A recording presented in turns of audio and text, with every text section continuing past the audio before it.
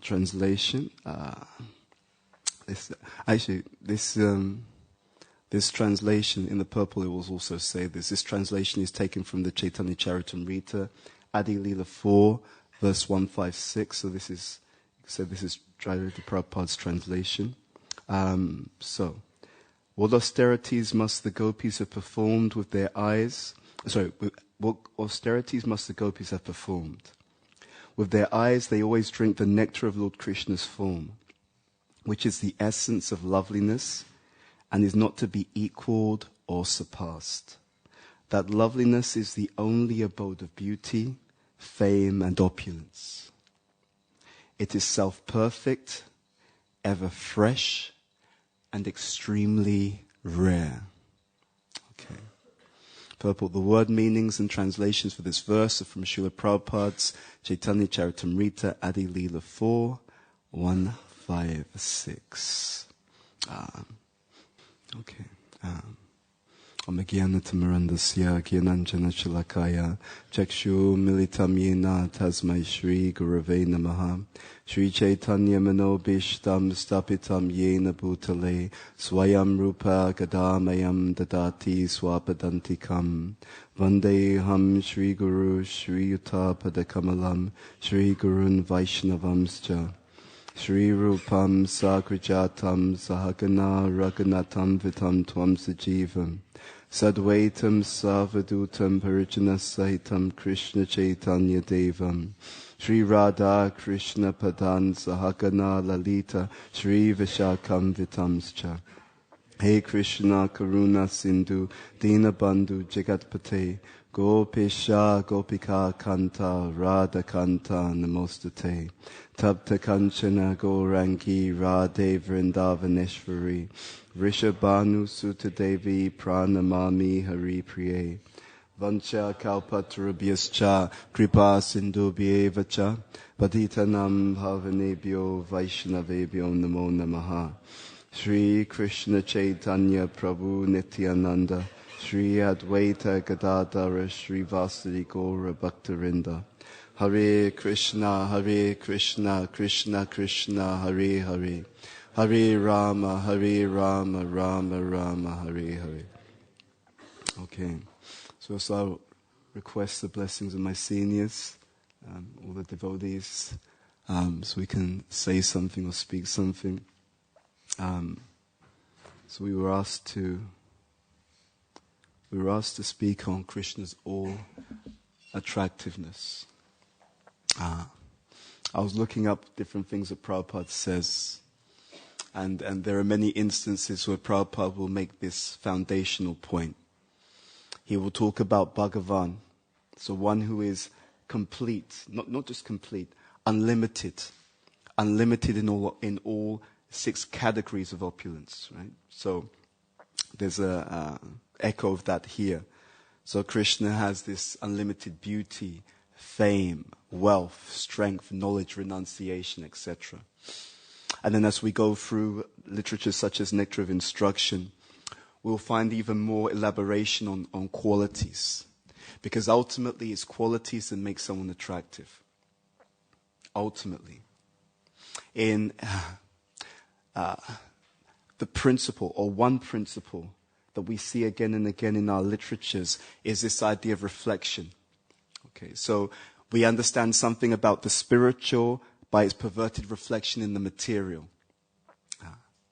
Let's say in the material world, people sometimes often aspire for position.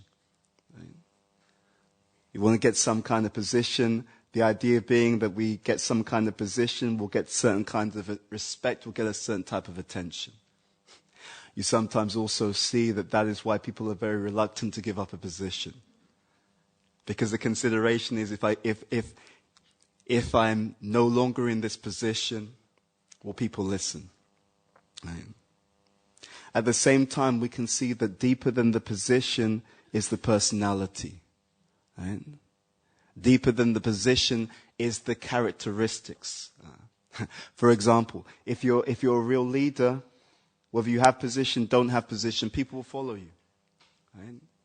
Because of the characteristics. If you're a real businessman, MBA, no MBA, you're going to make money, right? Because of the qualities. So deeper than the position is the personality. So in a sense, Krishna consciousness and Gaudiya Vaishnavism begins where religion ends. Because religion has so much to do with the position. But when we read the text of the Srimad Bhagavatam, especially when we get to the 10th canto, when we read about Krishna and Vrindavan, it's all about the personality.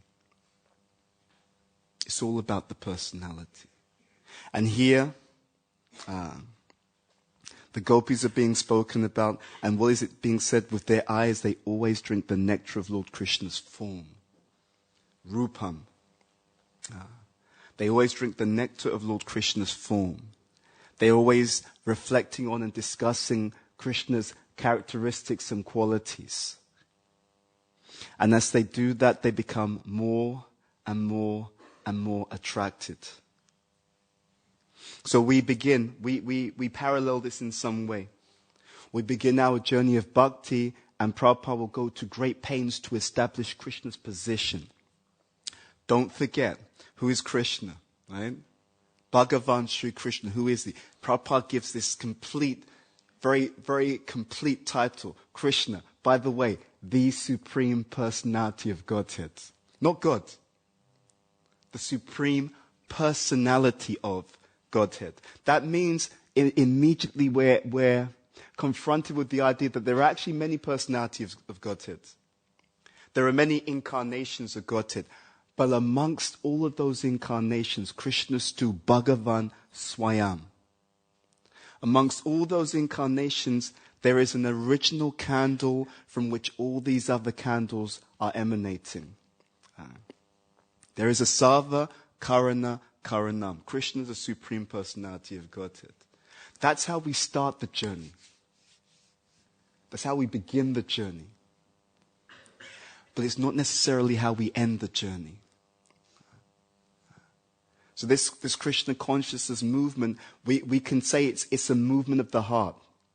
Because it's a love affair. We're being introduced to increasingly intimate detail about the Supreme Personality of Godhead. There was, many years ago, there was a television program called Through the Keyhole. I'm not sure if anyone remembers that program. And then what would happen is you'd have these personalities. I think you get to see around their house. You see some different things, their rooms and stuff like that. And then the idea is you're trying to guess who the personality is. Right? Just by understanding the environments that they live in, by understanding what's in their bedroom, what books are on their bookshelf. The idea is that we're being exposed to increasingly personal detail. And that's really interesting. In fact, if you think about it, it is a special feature of the Gaudiya Vaishnava tradition that there's so much personality. And this is very significant for how we will share Krishna with the world. Because have you noticed that people don't like authority in Kali Yuga? Right? And that works very well for us. Because Krishna doesn't want to be loved just because of his authority. He wants to be known by his characteristics and qualities. So as we hear about Krishna, as we read about Krishna, as we get to know him better, especially as we read, for example, Prabhupada said, read Krishna book in the evening. As we get to know him more intimately and more personally, the relationship develops. It's the same point. As above, so below. This idea of reflection. Someone gets to know you. At first, it may be a formal introduction. Right? They may know something about what you do. What's your service, Prabhu? Okay, I look after this. I look after the reception. But when the relationship starts to build up, you understand something very personal about the individual. You start to understand more about their likes, their dislikes, and their characteristics. And this is the way of transcendental personalism. This is our, I was going to say it's our duty, but it's more than our duty. This is our fulfillment. This is our fulfillment, because everyone is looking for a deep and personal loving relationship. Everyone. Everyone is looking for a deep and personal loving relationship with the devotees, with a real connection to the devotees, and also a real connection to Krishna and his eternal associates as well. And it's all to do with this subject matter of understanding who he is. Developing an understanding and appreciation for his qualities and characteristics. I was thinking, there are so many, we know that there are unlimited pastimes of the Lord. Sometimes love turns to hate in the material world, right? I remember my spiritual master saying this. He was saying that someone who's overly enthusiastic about someone on some superficial basis, right? If they're overly enthusiastic about someone on some superficial basis, it means that enthusiasm and that attraction is unstable. So today, they'll be on one end of the pendulum. Tomorrow, it will go in the completely different end of the pendulum. Yeah. So sometimes there's this idea that love turns to hate. And I was thinking, Krishna's all attractive qualities. One connection, one pastime that came to mind, I was discussing this with one devotee, was the very interesting pastime of Vamanadev and Bali Maharaj. Right? You say, well, that's not Krishna, that's Vamanadev, but there's a connection. Okay? So what happens is, Bali Maharaj has a younger sister. And her name is Ratnamala. When she first observes Vamanadev, she just sees him to be so attractive. Right? And she actually, in her heart, she has this desire, I would love to have this personality as my son. But then as the pastime unfolds, and she sees how Vamanadev tricks Bali Maharaj, captures Bali Maharaj, tricks him in such a way that Vamanadev takes everything, then her attraction turns to hatred. Right? So the first thought was that I would love to have this Vamanadev, I would love to have him as my son. But then seeing her brother being treated in a certain way, then she becomes cold-hearted. If I had you as my son, I would kill you. And that Ratnamala, she appears again in Krishna's pastimes. Who does she appear as? Putana. There's this carryover of desire. But the desire can become perverted. In one sense, every conditioned living entity has a similar parallel. Right? There's some attraction to Krishna. There's something.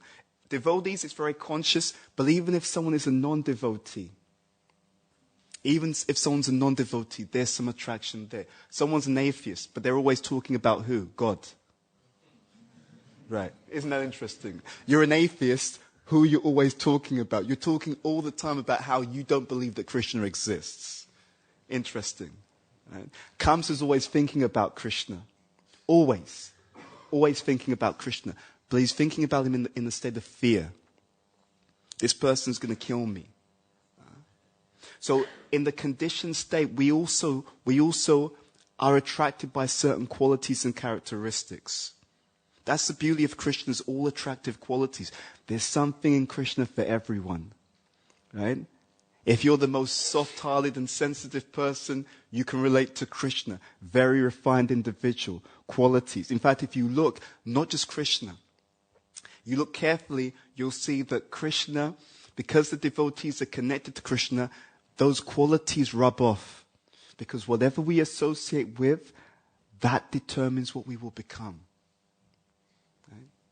You notice personalities like Srila Prabhupada, these just the movements, hand movements, the gestures, they're just so incredibly both refined and aristocratic. Have you noticed that? Right? Yeah, Prabhupada, he'll drink some water as if he's the king of the universe. He just has those qualities and characteristics. And you just look and think, that's cool. Prabhupada is cool, It's just the way he does everything, Prabhupada, he'll approach different people in a conversation, and he always has some clever angle. I believe he was in a conversation with one professor, Professor Kotovsky, who was, I think he was a Marxist. So Prabhupada began the conversation by saying something like, you're following Lenin, we're following Krishna, what's the difference? So there's always some clever angle, because those qualities rub off. In fact, maybe we'll get into this now. In the 64 qualities of Krishna, I was just looking over them last night, and there's so many wonderful qualities which are mentioned, and so many distinct differences which are mentioned. For example, in the Nectar of Devotion, Prabhupada, when he's listing these qualities, he'll say that Krishna's highly intelligent. So generally you think, right, okay, intelligence, ability to discern, etc. And Prabhupada, he will elaborate on that. But a separate quality that he'll list of the 64, well, these are given by Rupa Goswami actually, but Prabhupada would elaborate that Krishna's also very clever. Interesting, right? Because normally we'll just use the words interchangeably, right? They're intelligent, they're clever, etc. But there's a distinction that's made in the Shastra. In fact, let's just, we can read it. We'll go through a few of the qualities mentioned here. But I just thought it was just very, very interesting. The qualities of Krishna and how his all attractiveness manifests. So number 12, Prabhupada writes here in Nectar of Devotion, Krishna is highly intelligent. So Prabhupada writes, a man is called intelligent if he has a sharp memory and fine discretion. As far as Krishna's memory is concerned, it is said that when he was studying in the school of Sandipani Muni at Avantipur, he showed such a sharp memory that by once taking instructions from the teacher, he immediately became perfect in any subject. So this, Prabhupada will go on to give some other points about this, but this is this idea of highly intelligent. So we know intelligence and memory are connected. Okay? So that's the ability to understand, to process, but also to hold that understanding. So that's number 12. But then, number 15, Prabhupada elaborates on this idea of cleverness. So just get this as a difference between intelligence and cleverness. Prabhupada writes, a person who can perform various types of work at once is called clever. You see the distinction, right? So you see that. There's some people, they can understand something very quickly. That's the intelligence. I can grasp an understanding of a subject very, very fast. There are some people who can get many things done. Krishna does both. Right? So the ability to be efficient in achieving an outcome, that's what makes someone clever. Right? Cleverness is the ability to figure out how to quickly get what I want. That means you're very clever.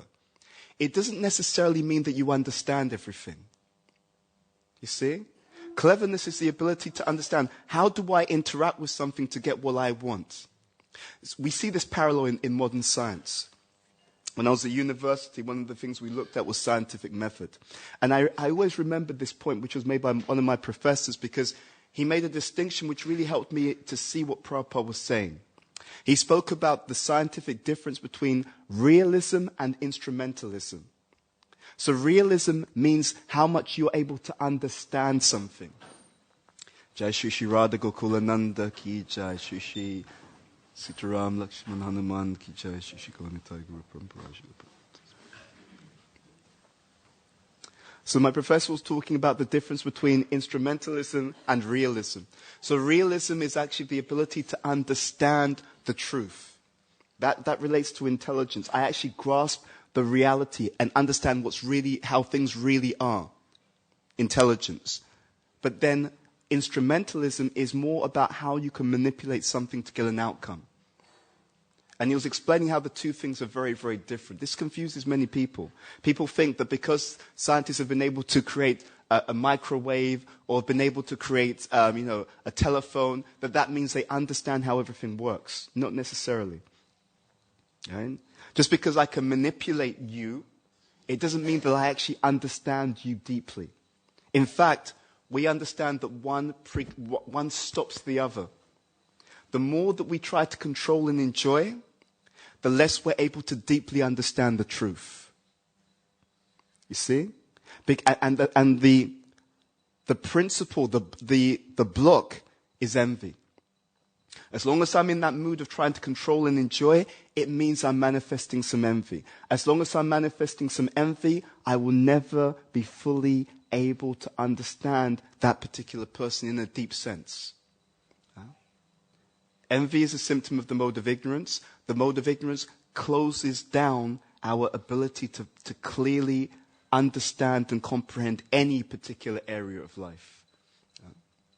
So, Krishna is both highly intelligent, extremely intelligent. His teachings, we see that reflected in his teachings, extremely intelligent. At the same time, Krishna is extremely clever. So he will figure out, how do I get something done? I was reading Govardhan Pastimes. Krishna speaking to, the residents, Nanda Maharaj. He wants to humble Indra. But he also wants to achieve so many other purposes at the same time. Because generally what happens in Vrindavan is that different groups of devotees, they get to spend time with Krishna at different points in the day. Yeah? So when Krishna's going with the cowherd boys, Mother Yashoda, she'll see him off. She doesn't want to see him off.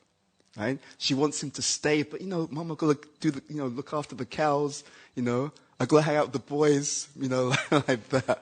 So she's like, okay. He's got his lunch, everything like that. But he's going.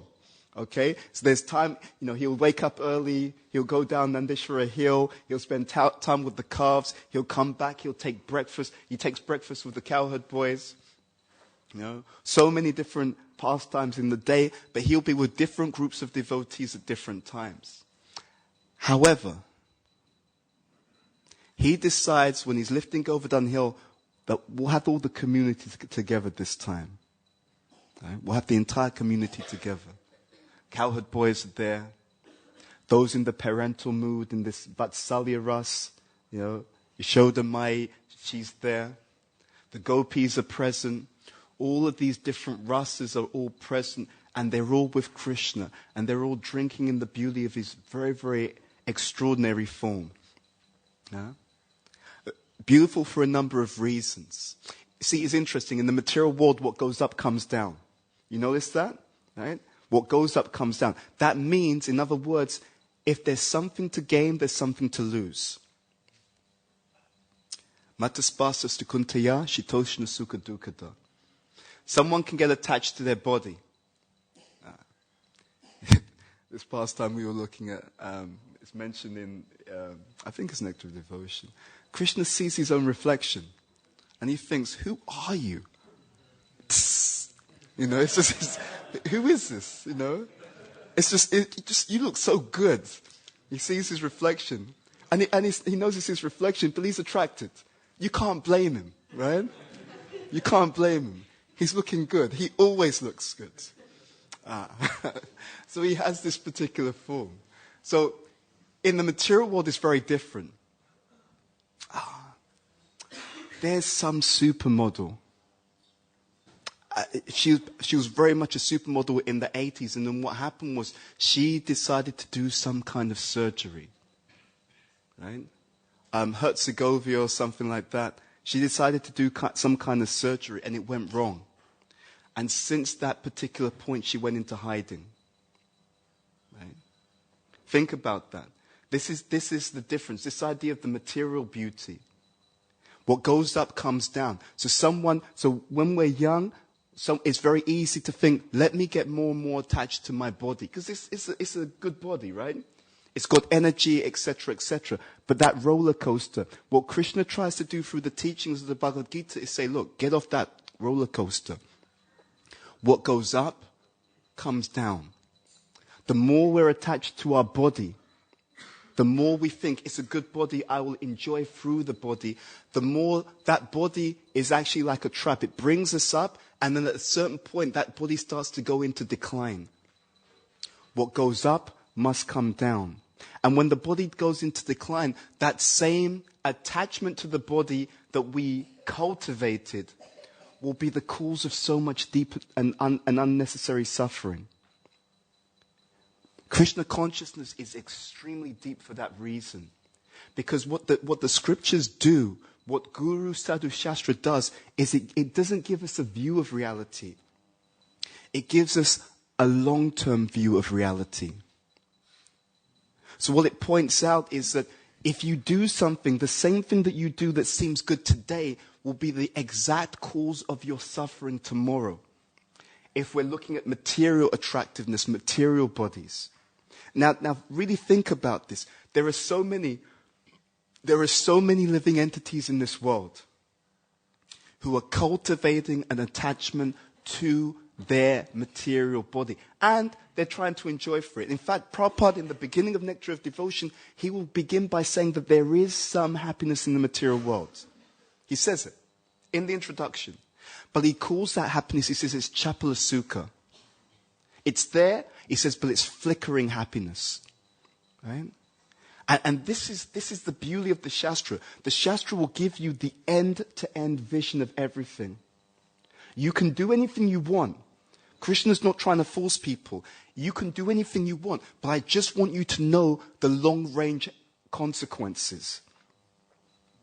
The end-to-end consequence. And now that you know the end-to-end consequences, now with that informed vision, with that Shastra Chakshus, that Gyan Chakshus, now the question is, now you know where this is going to end up. Do you want to do this? It's very, very powerful. If the world was governed by this vision, the world would be a very, very different place. It'll be, and again, Krishna's intelligence in the form of his teachings, in the form of the Bhagavad Gita, the intelligence he gives us. In the mode of ignorance, people don't see even what's happening now. Right? They do something crazy. They don't see what's happening now. Mode of ignorance. In the mode of passion, they see what's happening now, but they don't see what's going to happen in the long term. Right? That's the mode of passion. In the mode of goodness, they see what's happening in the long term, but they don't see what's going to happen eternally. That's the mode of goodness. So the only full vision, the only end-to-end vision, that's the vision of bhakti. So bhakti the mode of goodness addresses the long term, bhakti addresses the eternal. That's the difference. So when you have this vision, the Prabhupada says in one place, Krishna consciousness means to see the world in the way that Krishna sees it. Isn't that incredible? And with that end-to-end vision, one of the fruits, one of the blessings of that vision is that we don't get attached to the material world. Not because we're forced, not because, someone said that we have to, but it's just because we know too much. We understand where this is going. And we've all had glimpses of this in our lives. You've all had glimpses. You've seen someone do something and you know this is going to end badly. Right? It's not bad straight away.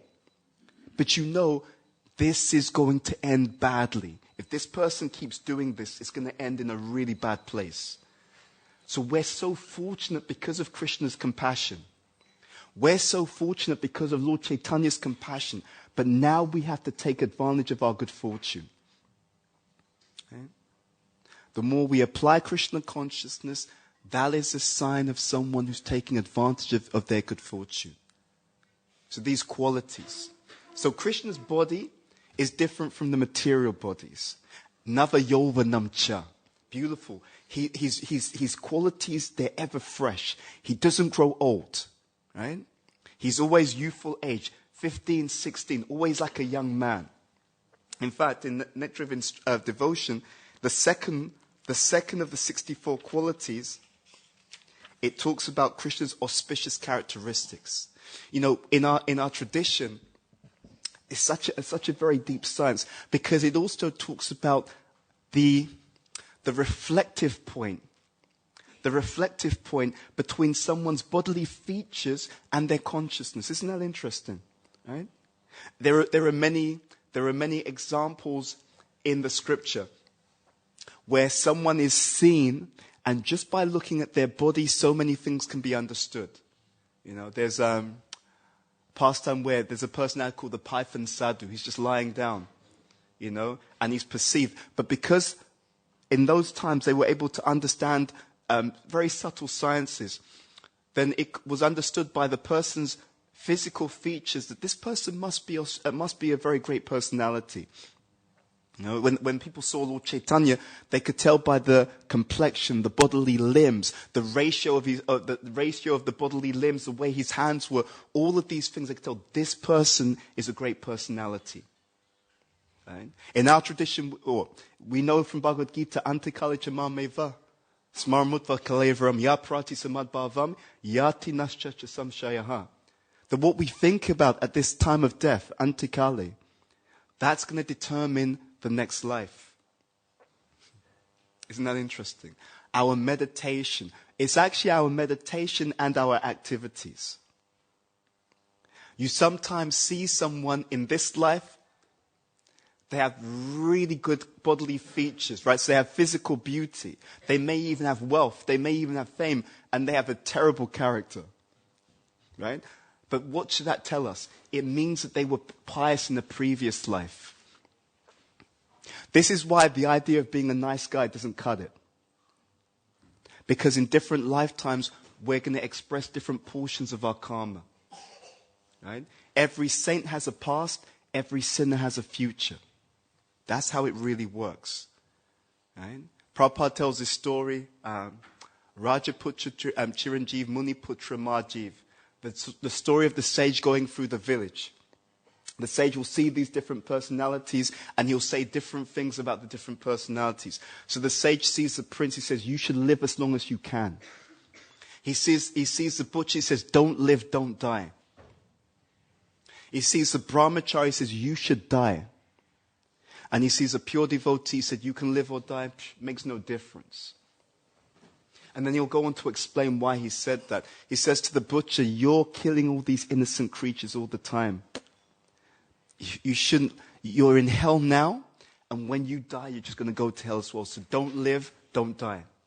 Right? The sage tells the prince, you should live as long as possible. This is the point. You have all this pious credit from your previous life, but you're acting in such a sinful way now. You see the point? Pious before, which is why he's a prince, but now impious now. So that impious behavior that you're doing now is going to catch up with you. So you need to live as long as possible, because when you die, you're going to feel it. Right? So live as long as you possibly can. Right? So the butcher's been perceived. The prince has been perceived. The brahmachari, you're doing all these austerities. Right? You're doing all these austerities. You should die. But as a result of all these austerities, you're going to have a much higher situation going forward. So you can die. And to the pure devotee, you're always absorbed in serving the Supreme Personality of Godhead. Because you're always absorbed in serving the Supreme Personality of Godhead, you're on the spiritual platform right now. And when you leave the world, you'll just go back to the spiritual platform to be more absorbed in these pastimes.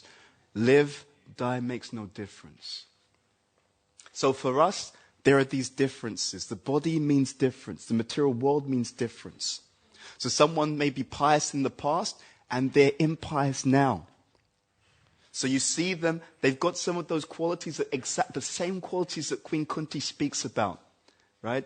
All these signs of a high birth, fame, beauty, etc. And that can be the cause of an individual's downfall. Material. Right? But Krishna's body is not like that. And even his pure devotees, when they appear in the world, because of their absorption in Krishna, when they appear in the world, there are certain characteristics and qualities that they have that indicate their greatness. I believe it was one astrologer, and he mentioned this to one of Prabhupada's disciples. He said to them that this person, he looked at the picture of Prabhupada, said this person can build a house that the entire world can live in. He could see from the physiognomy of Prabhupada, from the bodily features, this personality is such a great personality. Tamal Krishna Maharaj told Prabhupada that they actually got Prabhupada's chart done for fun. For fun. And they told Prabhupada, when they had the chart done, they said to Prabhupada that the astrologist said that this person's chart is so auspicious that this personality must be an empowered incarnation of God. That was the conclusion that the astrologer made when he looked at the chart of Srila Prabhupada. This person's chart is so auspicious, he must be an empowered incarnation of God. So they told Prabhupada this. Prabhupada said, actually that is a fact. And he's being humble. Actually that is a fact. As this understanding of Lakshana, Yasya ya Lakshanam Proktam, Narada Muni talks about this point. Lakshana means symptoms. That something can be understood by its symptoms. As a side point, it's a beautiful technique that Prabhupada also uses in his writing. He'll write about something. Sometimes he'll talk about it directly. Sometimes he'll talk about the same thing in an indirect way. But if you understand the symptoms, then you understand exactly what he's talking about. Prabhupada says that our goal is to enter into Krishna's dancing party. What is Krishna's dancing party? Sorry? Yeah. That's Krishna's dancing party. He'll speak about things directly, or speak about things indirectly. The genius of the pure devotees is that even the teachings are written in such a way that the Kanishta Adhikari sees one thing. The Madhyam Adhikari sees more deeply into the same thing. And the Uttama Adhikari has an even deeper vision. It's the same thing, but it's rendered in such a way that it has deeper and deeper meaning. Right? And the way that happens, the mechanism by which it occurs, is through this understanding of context. The more you understand the teachings comprehensively, then when you read one thing, you'll understand the context. It's just like if you have a jigsaw puzzle and you see one piece of the jigsaw puzzle, you'll describe it, and no one can say that you're wrong. What you're describing is correct. Okay, it looks like part of a wheel, etc. You have that same piece, but with all the pieces around it, then you'll give a different description, because now you see the same thing, but you see it within context, right? And then someone else, they know the entire picture, right? That's full context. So it's the same thing, but described differently according to that ability to understand the wider context in which that teaching is given, right? So when we read Bhagavad Gita, in the beginning stages, Krishna will say, do whatever you want and you can offer it to me. Okay? So sometimes devotees will say, yep, you know what? I'm fully Krishna conscious. I do whatever I want and I offer it to Krishna. I'm going back to Godhead. Yeah. No. That's the beginning stage, right? That's where it starts. But of course, Prabhupada says the last instruction is the most important. What's that last instruction? Sarvadhamam parityaja, mamekam saranam vraja, aham tvam sarva papebhyo, moksha yeshyami masucha. The last instruction is surrender everything unto me. So it's a journey. That's the point.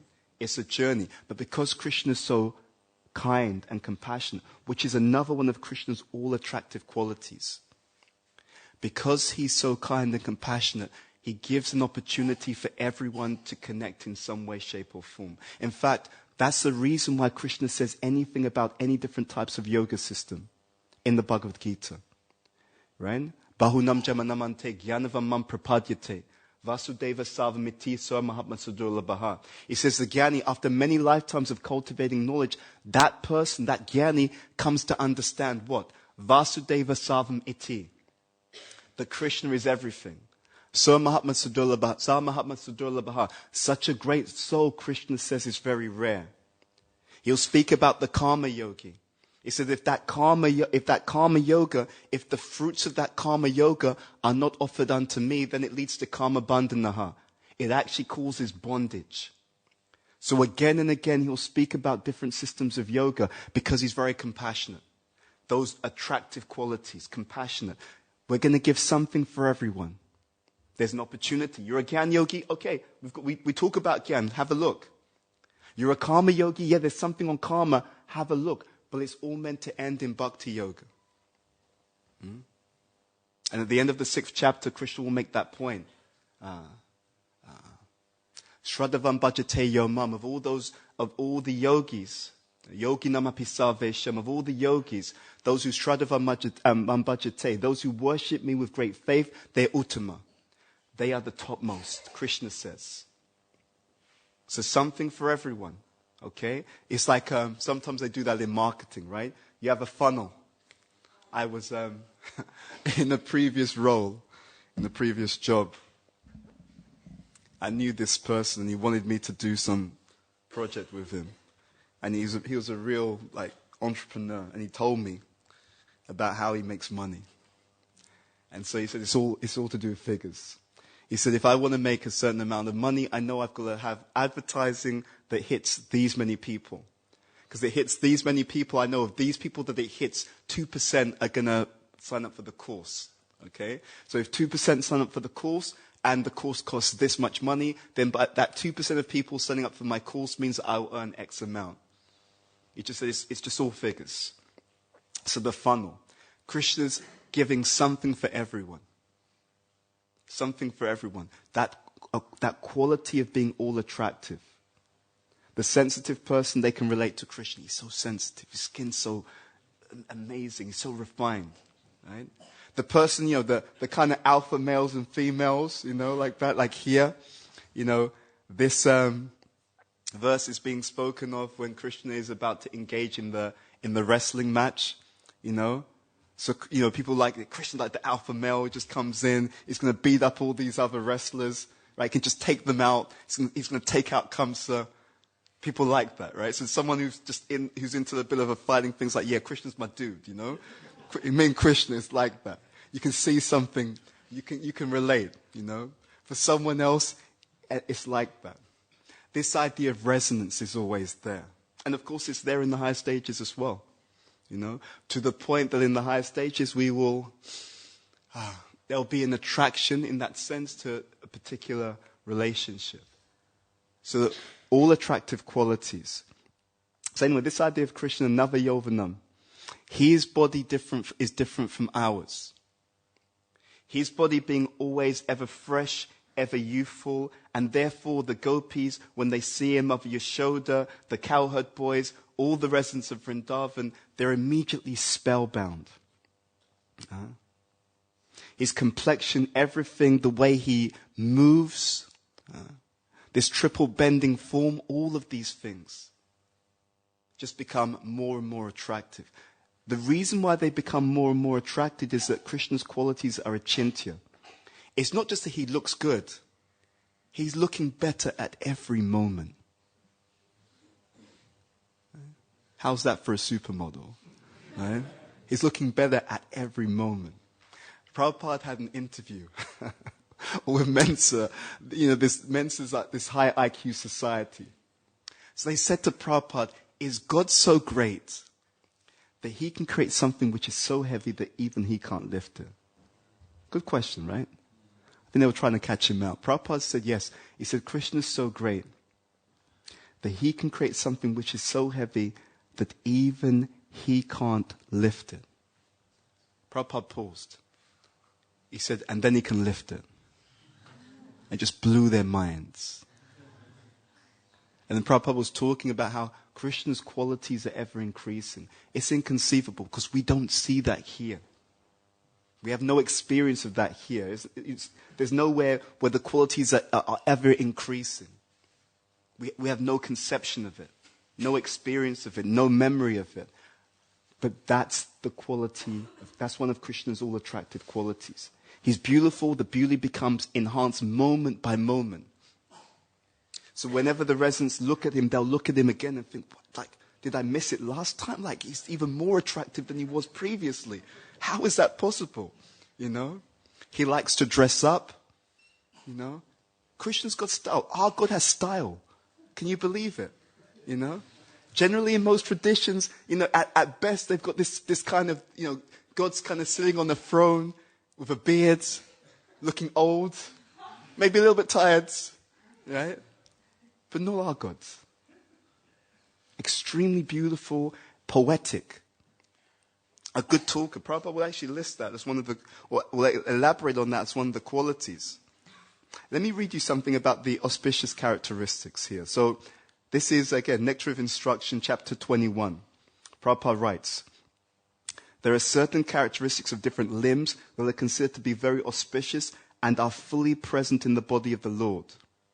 In this one connection, one friend of Nanda Maharaj, speaking about Lord Krishna's auspicious bodily symptoms, said, my dear king of the cowherds, I can find 32 auspicious symptoms on the body of your son. I am wondering how this boy could have taken his birth in a family of cowherds, and then to go on and on, and I'll just read this other part. He continued, this boy has a reddish luster in 7 places. His eyes, the ends of his hands, the ends of his legs, his palate, his lips, his tongue, and his nails. A reddish luster in these 7 places is considered to be auspicious. 3 parts of his body are very broad. His waist, forehead, and chest. 3 parts of his body are short. His neck, thighs, and genitals. It'll just go on and on to explain. It's interesting. It's actually the relationship between those different bodily parts. You see? When it says short, it's short in relation to something else. All of these different qualities, immediately, this means that this person is a great personality, or the greatest personality. There are great devotees, great personalities, exalted personalities, and then there's Krishna. The Sarva Karana Karana, the source of everything. So, we become free of the bodily conception as we engage in the spiritual conception. There's this very beautiful parallel that we see again and again. We become free of the material form of something by becoming attracted to the spiritual form. Prabhupada will elaborate on the importance of the deity worship and the importance of the deity worship for grahastas, because one of the things that it does is it helps to understand that we're not the center. The suffering comes when we try to occupy a position that's different to who we truly are. That's the cause of the suffering. If I understand I'm a servant and I occupy that position, what do I experience? I experience unlimited bliss and ecstasy. If I try to take the role of the center, when I'm not the center, when I don't have the capacity to be the center and to carry all the responsibility that comes along with being the center, then I get crushed by the karmic burden that position entails. So, I become free of this material attraction if I hear about the Supreme Personality of Godhead and His attractiveness. One thing that keeps coming into my life at this time, which I think is a good thing to share, is the quality or the importance of doing things consistently. You know, you have this concept. You have this concept of how water can wear down rock. And in a sense, that's what we're also doing in our practice of Krishna consciousness. This is a really important point. Within the pages of our scriptures, there's really the psychology of samskars.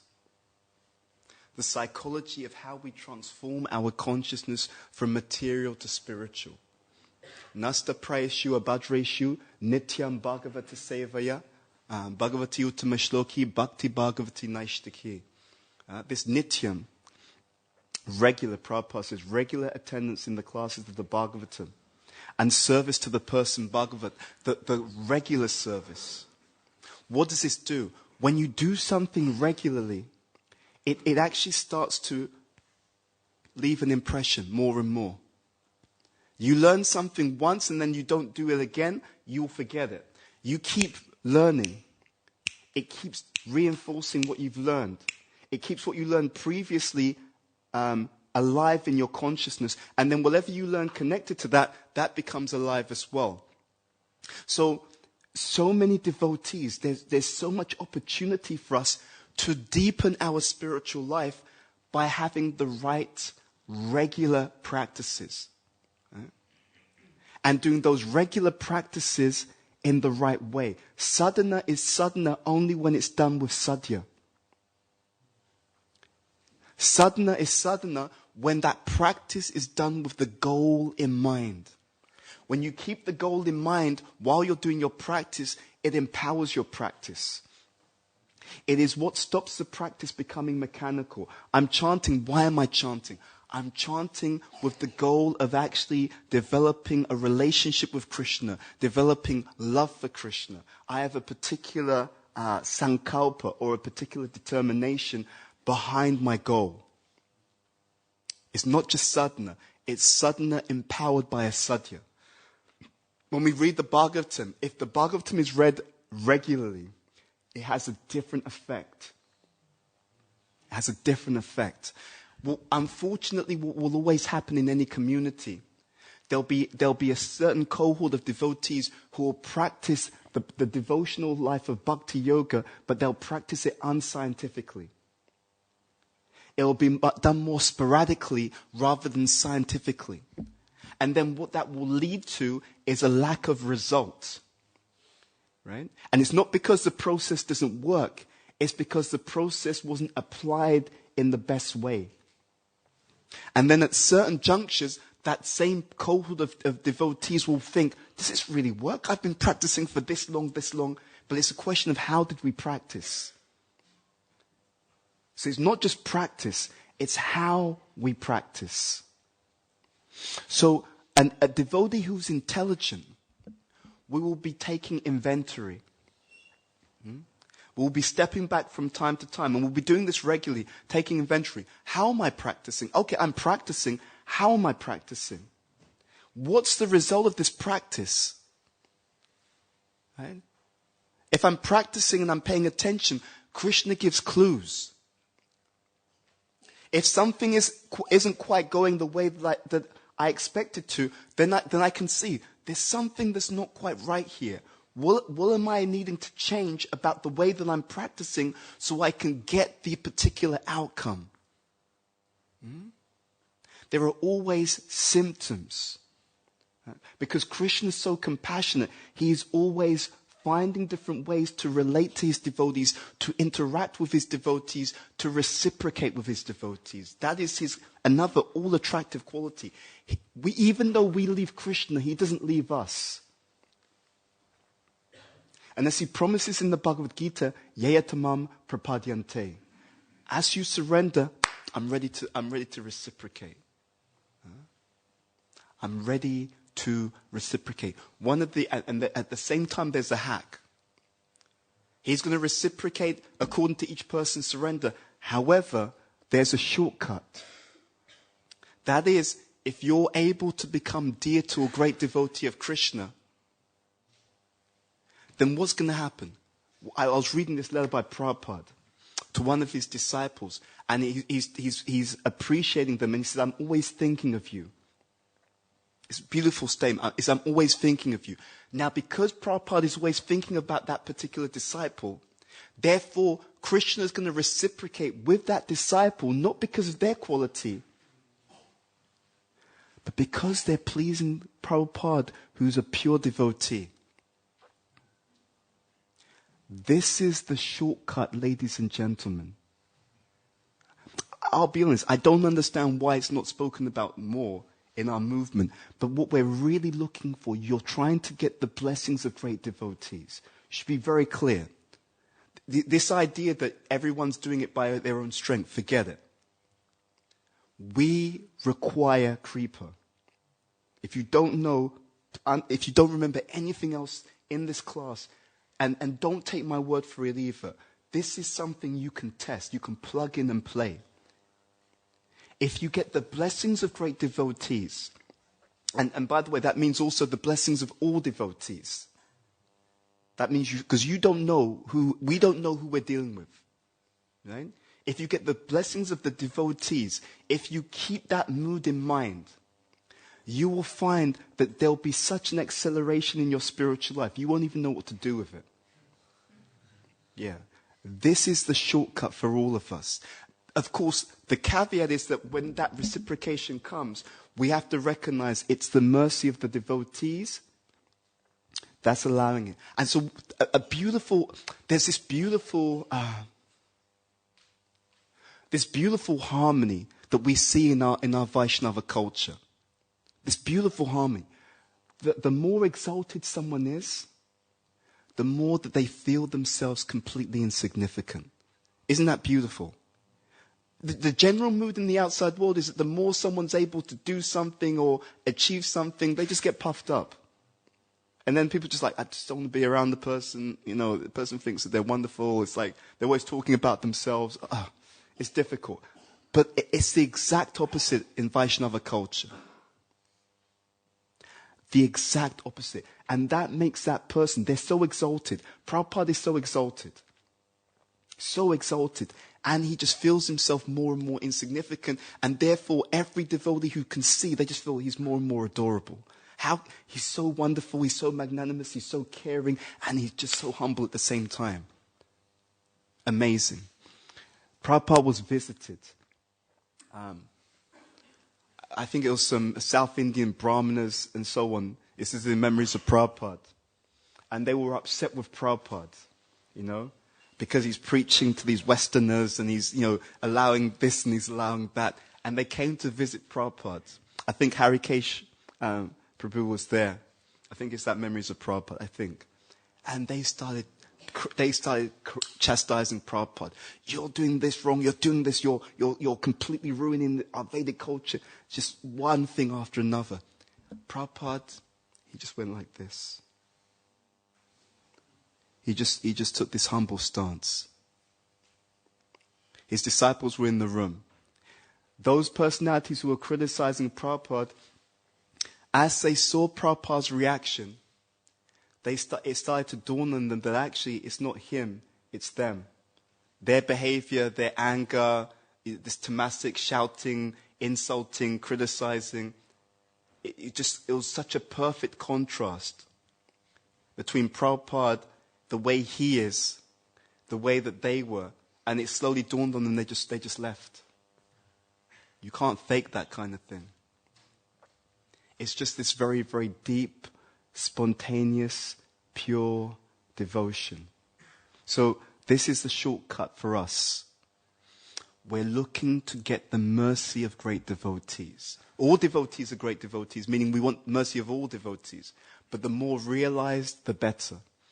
And as that mercy comes, right, as that mercy descends, then Krishna is reciprocating. And as that mercy descends, and we also want to recognize it's not because of us. It's not because of us. It's because someone who's actually dear to Krishna, very dear because of their purity. They're saying to Krishna, Krishna, please help this person. You know, I know they're like this, they're like that, but please help them. Yeah, what comes to mind is a dream that Tamal Krishna Maharaj had. He had this dream, and in this dream, Prabhupada was making a report to the previous acharyas about his preaching on the planet.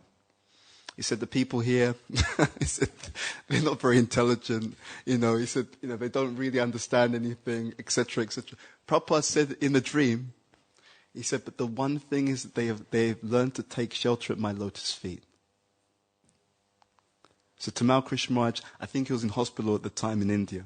So Prabhupada came to see him and he told Prabhupada he had this dream. Prabhupada said, actually, that's true. Yeah. He said, one thing is, they have taken shelter at my lotus feet. So we want to have that spiritual life. This is why there's so much emphasis in our tradition on dependence on Krishna. Surrender to Krishna. Harinam Chintamani, Bhaktivinoda Thakur says, the Swarup Lakshanam, the primary characteristic of bhakti is Sharanagati. It is surrender. He says that Tatasya Lakshanam are the 26 qualities of a devotee. He says that they are secondary. Still important, but they are secondary. Sharanagati is primary. Krishna wants to take care of his devotees. And again, the beauty is another quality of Krishna. Another thing that makes him so attractive. He is also ready and willing to surrender to his devotee. But he will give himself to his devotee if he knows that they're not going to mistreat him. They're not going to misuse that surrender. That surrender, it puts Krishna under the control of his devotee. Prabhupada was standing in front of Radha Landaneshvara, Shri Shri Radha Landaneshvara, the deities in ISKCON London. He turned to the devotees, he said, I have captured Krishna and I'm holding him captive in my heart. He said, now you come and take. I have captured Krishna and I'm holding him captive within my heart. Now you come and take. So the path of bhakti is a very glorious path. It is a path of understanding God up close and personal. More than through the keyhole. The idea is that we will eventually return to Krishna's kingdom, where the residents of Vrindavan, practically they could care less about his position. Really couldn't care less about his position. They just love him based upon his characteristics, his personality, all these attractive qualities that he has. When the gopis are searching for Krishna in the forest of Vrindavan, he disguises himself as Narayan. and when they see Narayan, well, it's Krishna, but when they see Narayan, they say, "Oh, respect, but have you seen Krishna anyway? Did you? Where'd he go? Like any direction?" But when Radharani comes, Krishna can't maintain his disguise, because that bhakti brings out all attractive qualities. So we want to know about Krishna. Nectar of Devotion is there. Prabhupada has given Krishna book. We want to know, who is this person? How does he talk? How does he interact? What are his characteristics? What are his pastimes? Nama, Rupa, Guna, Leela. And if we do this, if we read Krishna book, for example, regularly, Tadbhava, if you hear something regularly, it changes the effect upon you. It rubs off. It's really, take that point very much to heart. If you do it regularly, not once, not every now and then, if you do it regularly, it rubs off. It compounds. It builds upon itself. And then even more adventures begin as a result. Okay, so we'll stop there, because otherwise I will go over time, which I tend to do. Srimad Bhagavatam ki jai, Srila Prabhupada ki jai, Janitai Gaura Premanandi, Hari Hari Bol. Do we have time for questions? Whoever's in charge. Yes? Okay, so I see Rasa Vihari's hand up. Now I'm going to be stumped. Krishna, thank you so much for Thank you. It's good to see you. Haribol. I guess the question I have is, how do we encourage that regularity? We see there's ups and downs in life, and so much going on. London is a very busy place. It's crazy. Yeah. How do we enforce that regularity? How do we make it unconditional? I think you're doing that. I remember I saw you once, and I think you were in a group with Krishna Dharma and his wife, and your children. There was some reading. I really, the older I get, the more I really understand there must be some willingness to make some yajna, some sacrifice. We have to be ready, and it's not. It will always be a good investment, meaning that we're giving up something lower. So maybe I'm gonna, cut out a bit of time for like leisure, to make some time for the regular hearing. And what I find really works is doing it with someone else. There's so much power in association, and one of the reasons is because, let's say that at a time where I'm feeling a little bit overwhelmed or there's so many things to do, my friend's like, dude, we said we're going to read, okay? And vice versa. So I always think that there's so much opportunity in our communities to connect with others and to make that commitment as in pairs or in a small group, and that can carry us so much. What we're really trying to do is turn these things into habits. You know, there's a very interesting statement by Prabhupada. Prabhupada says training means samskar. He actually says that training means samskar. Samskar means it's an impression. It's not something that you just do. The sadhana has to lead to a sadhya. In other words, we should be reading to the point that we actually remember. It's not reading for the sake of reading.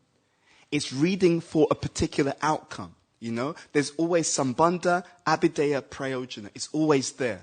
It's not that model is actually a principle. Because things will have their sambandha, they'll have their abhideya, they'll have their prayojana. So the activity, the abhideya, is meant to be empowered by and done with a conscious intention to achieve a certain outcome, a certain prayojana. So if I'm thinking, how can I do it? Then one way could be obviously, with doing it with someone else and putting it in the diary, making it a regular thing. The one other thing I'll say is that when we try to do that, we'll often be tested. Something is bound to come up. There's an emergency.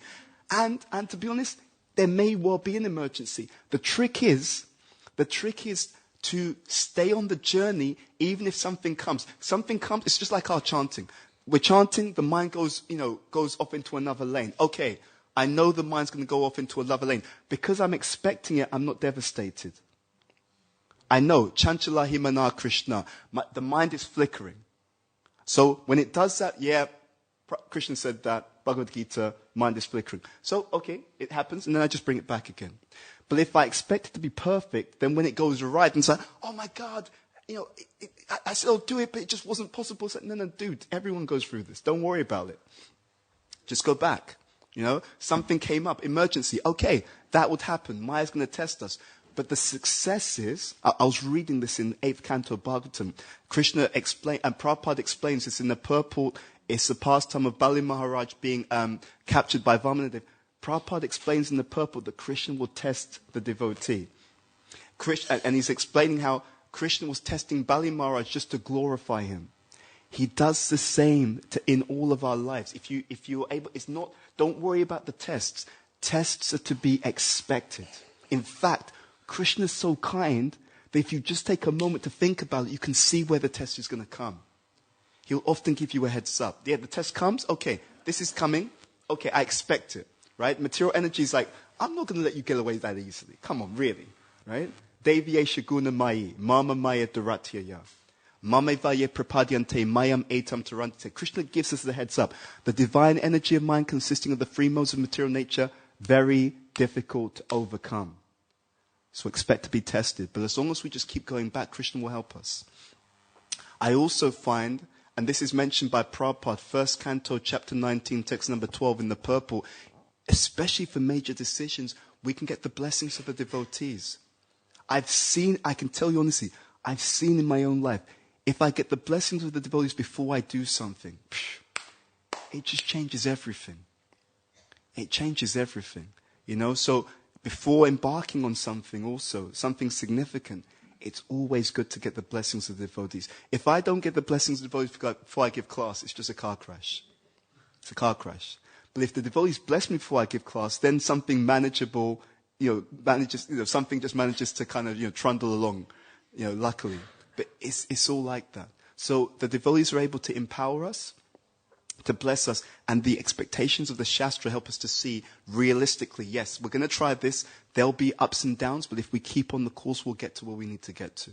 Does that answer your question? Thank you for your always intelligent questions. Hare Krishna.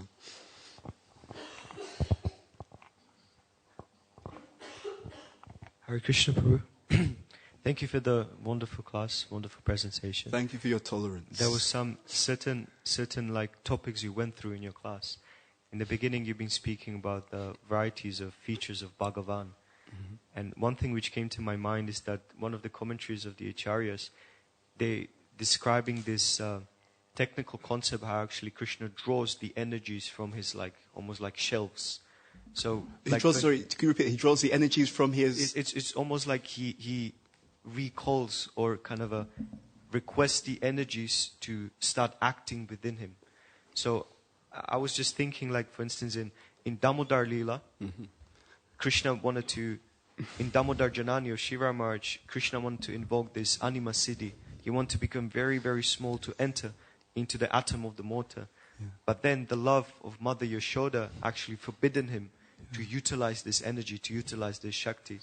So we can see that one point which just want to share is that principle of bhakti is so overpowering and so overwhelming that it may forbidden or may allow Krishna to utilize some of his energies.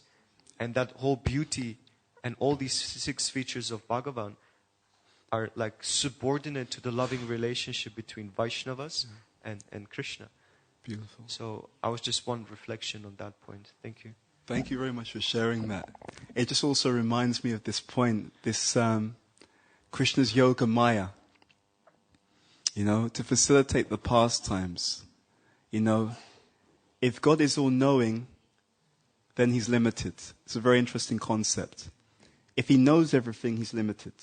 How do we say that? Because if you know everything, you can never experience certain things. There's no question of being surprised, right? There's no birthday gift that you didn't expect. Nothing like that. If you know everything. So the philosophy is so deep and perfect that Krishna, in the example you gave, he's subordinate to his own, he's covered by his own Yogamaya potency to facilitate the full range of all experiences, right? So he can genuinely be scared. Mother Yashoda, she's going to get me, like that. He can genuinely have that fear, right? He can genuinely think, okay, how am I going to arrange to meet or spend time with all the residents of Vrindavan at the same time? It's absolutely beautiful. Thank you for sharing that. Hare Krishna. Harisha Guruji, one small question from my side. So I think I read somewhere that as people progress in their life, they need the care and the nourishment as they are young. They need to take the care and the nourishment as they are young. And as they grow up, at a certain point of time, they start reciprocating and giving that care and nourishment to other people also. In your class, this point just hit me. You said I think at one point of time we depend on our own qualities and our own knowledge or intelligence, but at a certain point we start to depend on we should start depending on the mercy of the senior devotees but how do we make that transition and why do certain people are able to actually get becoming more and more dependent on Krishna's mercy and the senior devotees and the spiritual master's mercy? What is that main, you can say, qualifying factor which certain people can make it and certain people can't? So something on that. I'm just thinking.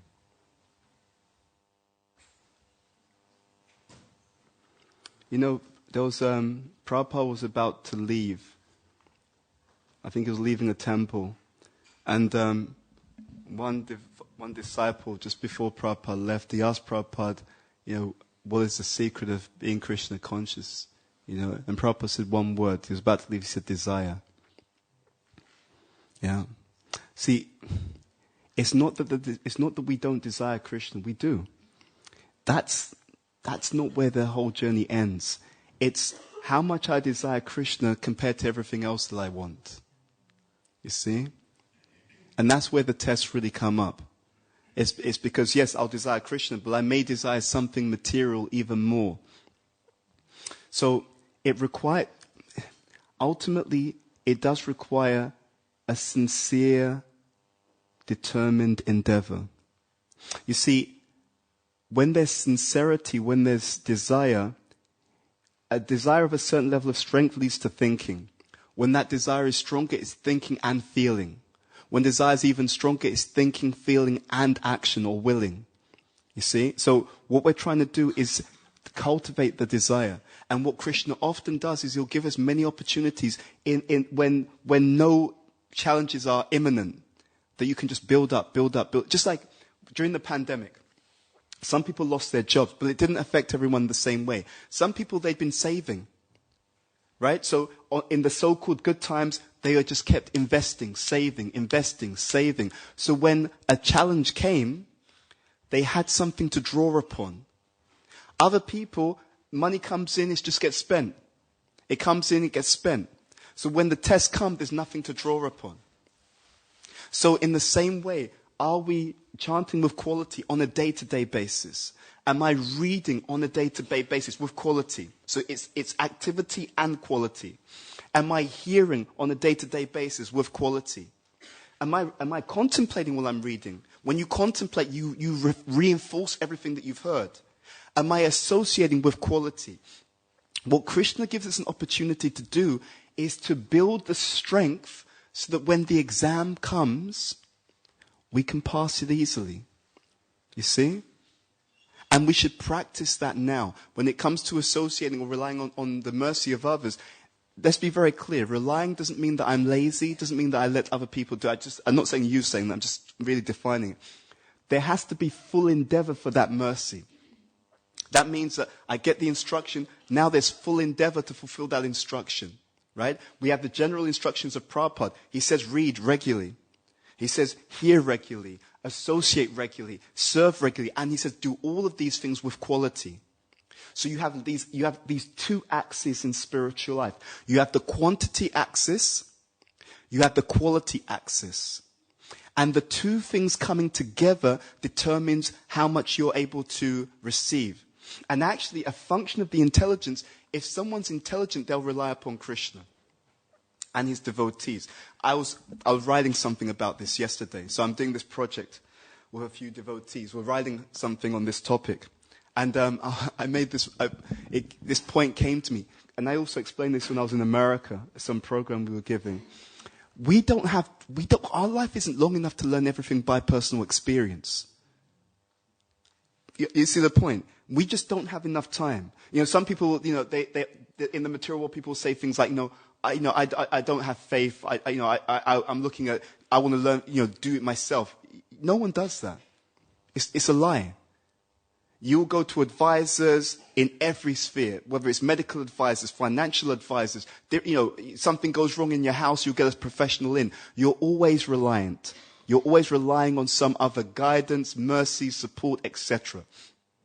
So the same thing that we do every day in our normal lives, Krishna is saying, do that with the highest authority. Now, I'm going to add this piece. It also begs the question, what happens when we do that and things don't turn out the right way?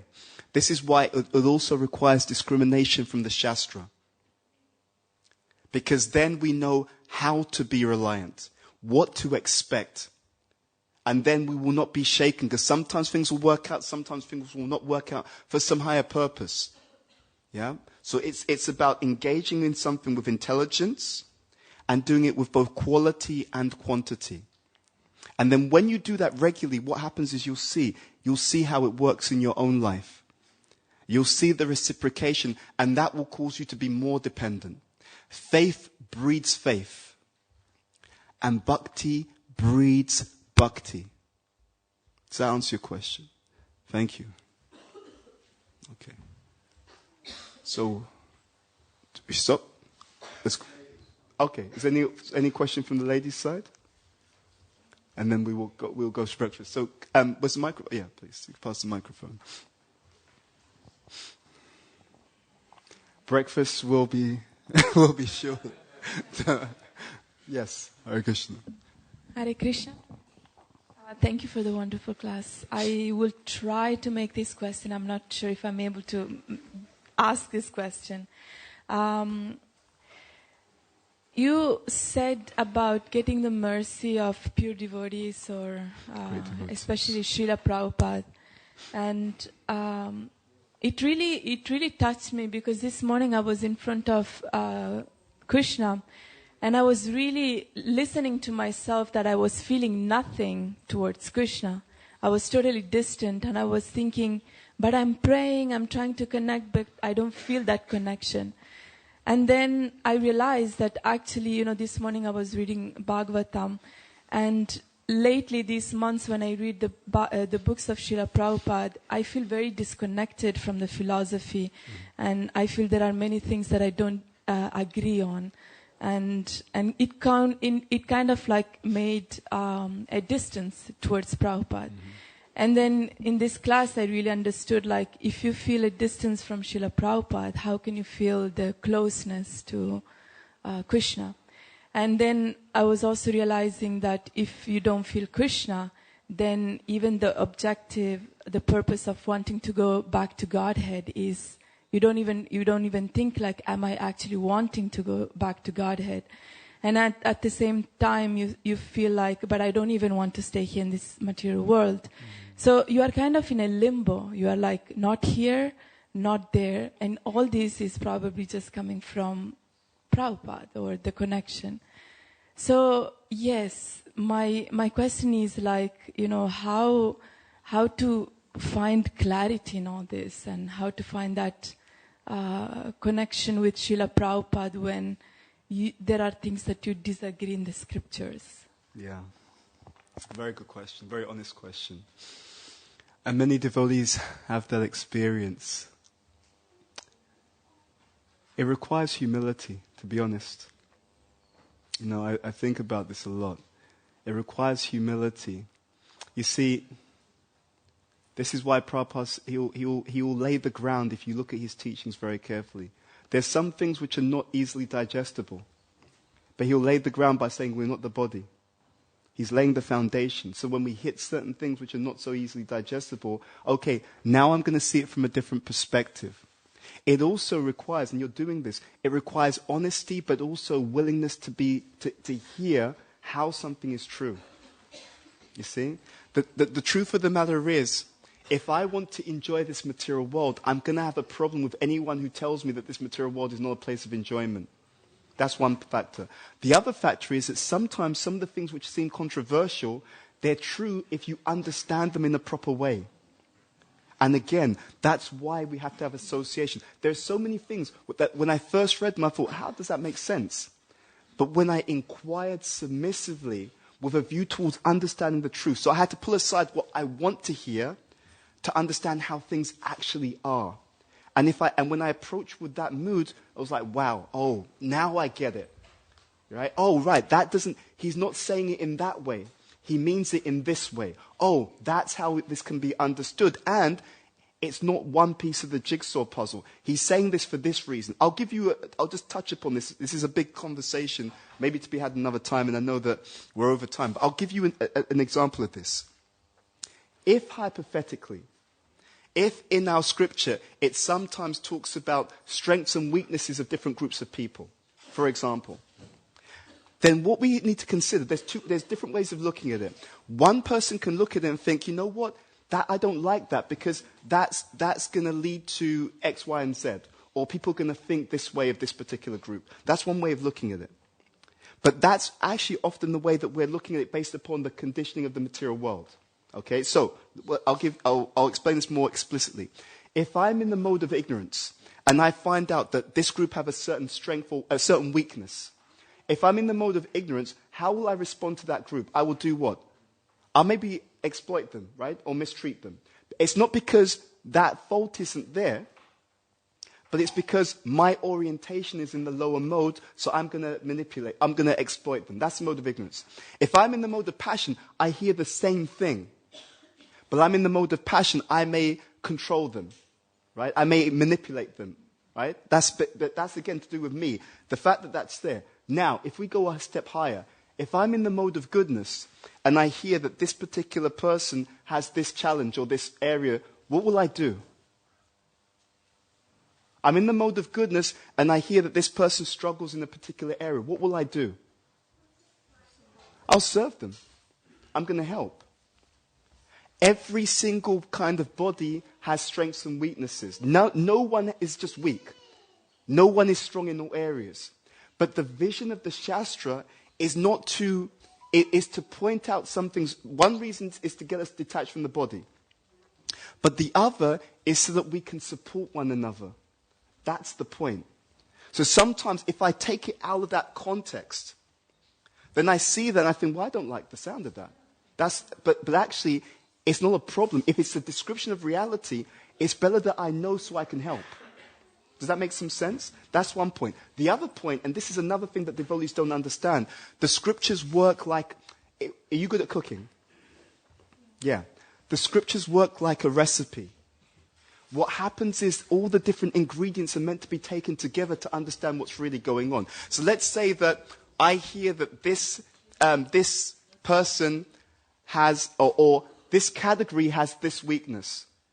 And then I meet someone who's in that category. Does that mean that they have that weakness? Yes or no? No, not necessarily. The scripture talks about starting points, right? And it gives a comparative analysis. So, for example, it may say that women are more soft-hearted than men. Does that mean that no men can be soft-hearted?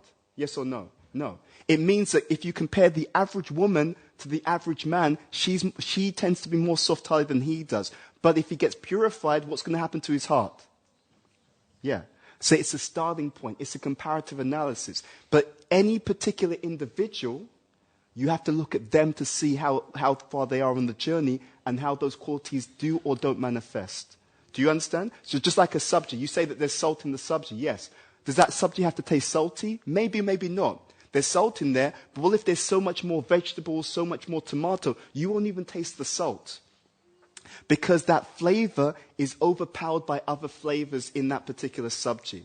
So if I want to understand how any particular individual is, I have to bring together all the elements that relate to that person. And the most important ingredient is their devotion. You understand? So by the devotion, no matter what kind of conditioning a person has, by the devotion it can overpower all those conditionings and they can also go back home, back to Godhead. Do you see where I'm coming from? Yeah? So it's not so easy to understand the scripture.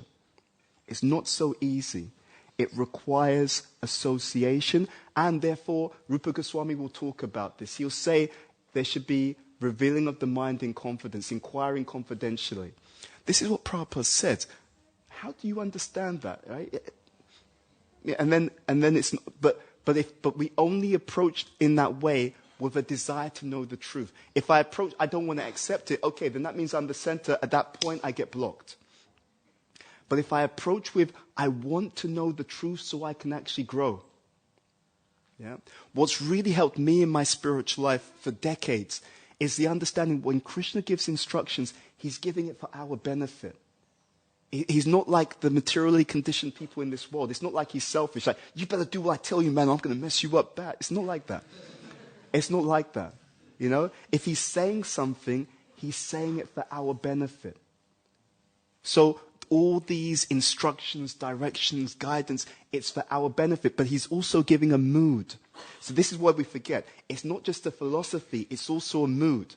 And if we don't have the mood, that's where these things can go really badly. We can read something, we may think it sounds harsh, and because we also don't have the mood, we think that's going to be taken out of context. And it may well be taken out of context. Let's be very clear about that. It doesn't have to be. And if it's taken out of context, it's not necessarily a reflection of the scripture. It can be a reflection of the devotees who are in the lower modes who don't understand how to properly apply that point in the scripture. Does that make some sense? Okay. Anyway, it's a big topic, but we'll stop there. Thank you very much. Shri Shri Radha Gokulananda ki jai. Shri Shri Sitaram Lakshman Hanuman ki jai. Shri Shri Gaur Nitai Guru Parampara Srila Prabhupada Tulsi Maharani ki jai. Jai Nitai Gaur Premanandi Hari Hari Bol.